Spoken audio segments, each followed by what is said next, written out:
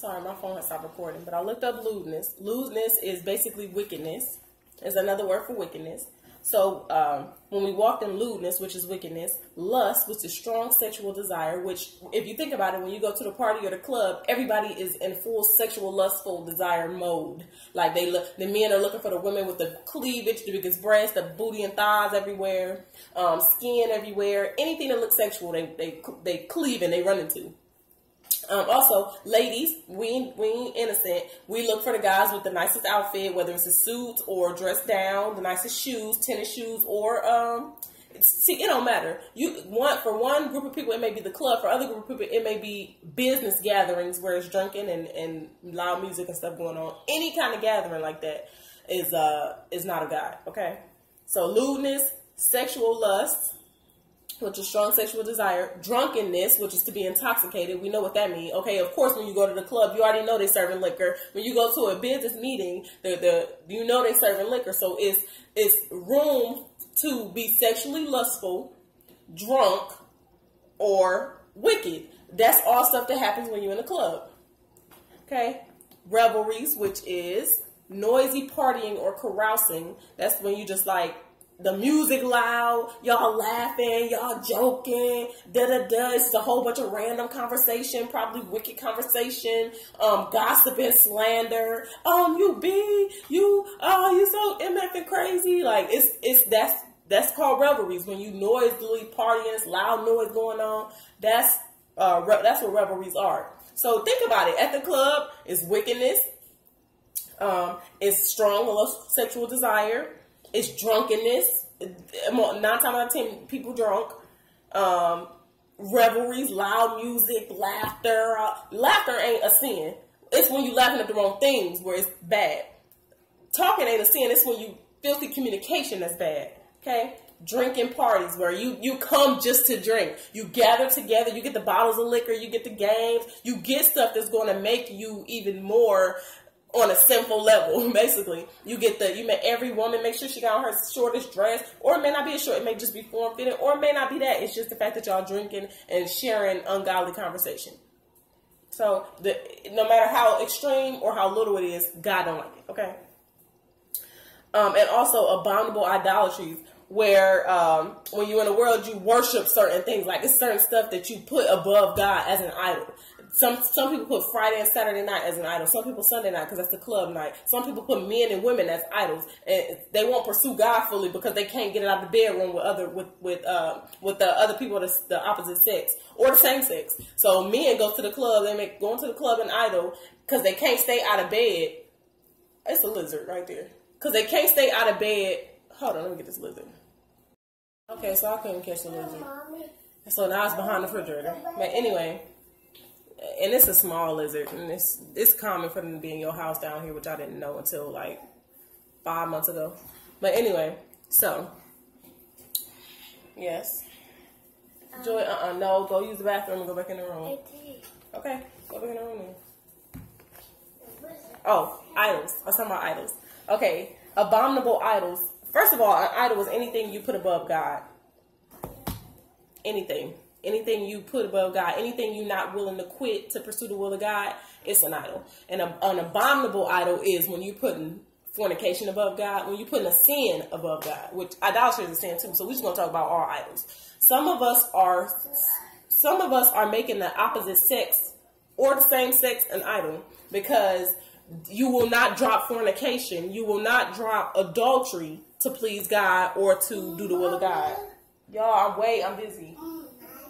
If you will not drop that to please God, if you will not drop lewdness, which is wickedness, if you won't drop lust, which is sexual desires, if you won't drop fornication, if you won't put off adulterous relationships, if you won't put off adulterous marriages to please God, that's an abominable idolatry.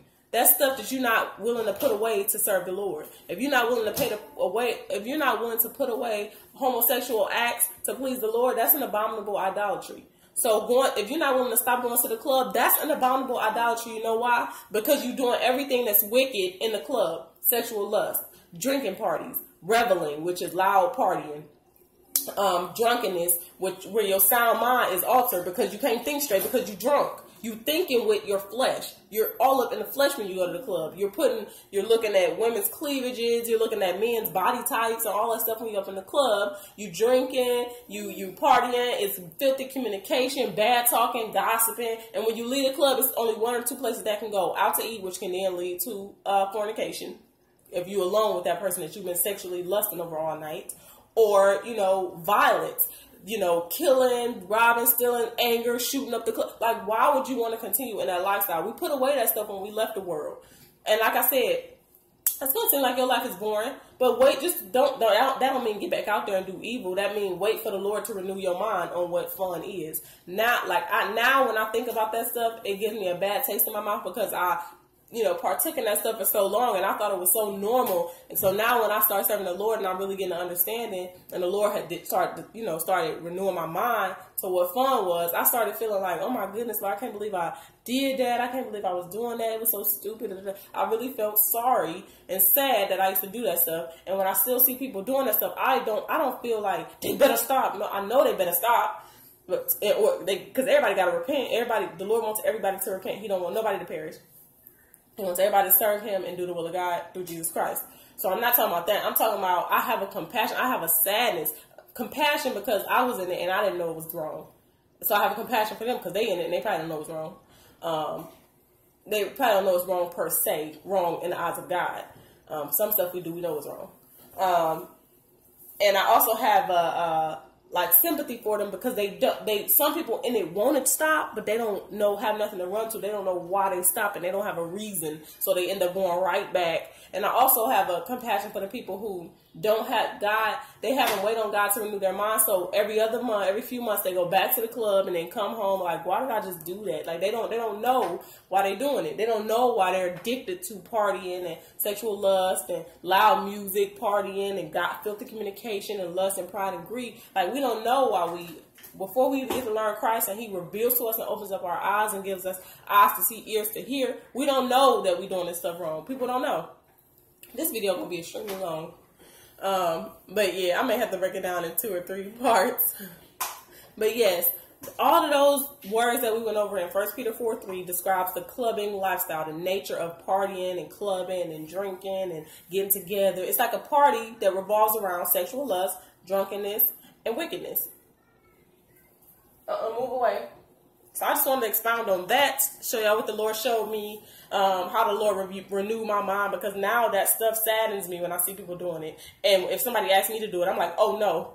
Yesterday when I was in the store, because they didn't say nothing about smoking, but smoking can be included in that. That's something that you do at the club too. Drugs.